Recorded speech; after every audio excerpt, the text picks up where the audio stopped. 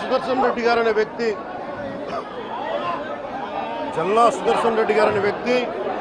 ఈరోజు జవహర్ బాబు గారి మీద దాడి చేయడం కాదు, ఇతనికి దాడి చేయడం అనేది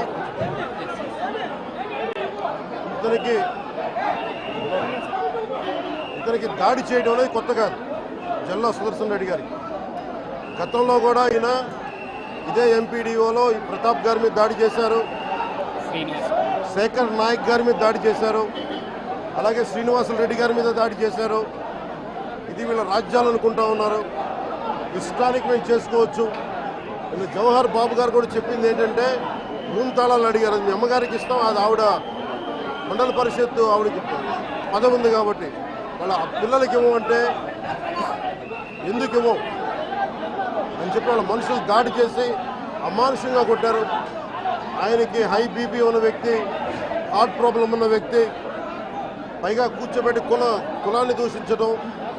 దీనికి వీళ్ళ అహంకారానికి కులం ఏం లేదా. ఎవరైనా సరే శ్రీనివాసరెడ్డి గారు కావచ్చు, శేఖర్ నాయక్ గారు కావచ్చు, ప్రతాప్ గారు కావచ్చు, జవహర్ గారు కావచ్చు, ఎవరి మీదైనా సరే వాళ్ళకి ఆధిపత్యానికి అడ్డుకుంటే మటుకు వీళ్ళకి ఇదే. నేను వీళ్ళందరికీ ఇదే చెప్తున్నాను మీకు. ఇది గత ప్రభుత్వంలా కాదు, ఇది ఇష్టారాజ్యంగా చేస్తాం మేము కూర్చున్న వ్యక్తులం కాదు. మేము సాక్షాత్తు నేనే ఉప ముఖ్యమంత్రిగా ఉండి నేను తప్పు చేసినా శిక్ష పడాలి అని చెప్పి అసెంబ్లీలో చెప్పిన వాడిని.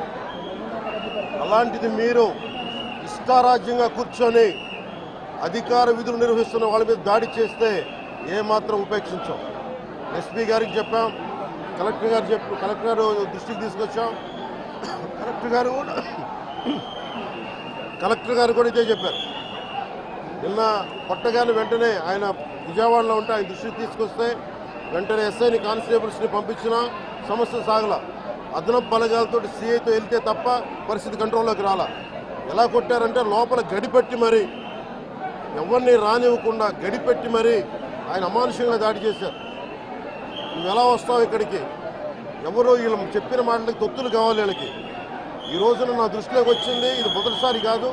గతంలో ప్రతాప్ గారి మీద దాడి చేశారు, శేఖర్ నాయక్ గారి మీద దాడి చేశారు, శ్రీనివాసులు రెడ్డి గారి మీద దాడి చేశారు. వీళ్ళకి కులం ఎక్కువ తక్కువ లేదు, వీళ్ళకి అహంకారం నడినెత్తి మీదకి వచ్చి కొట్టుకుంటా ఉంది. అహంకారం తీస్తాం, తోలు తీసి కింద కూర్చోబెడతాం మీకు.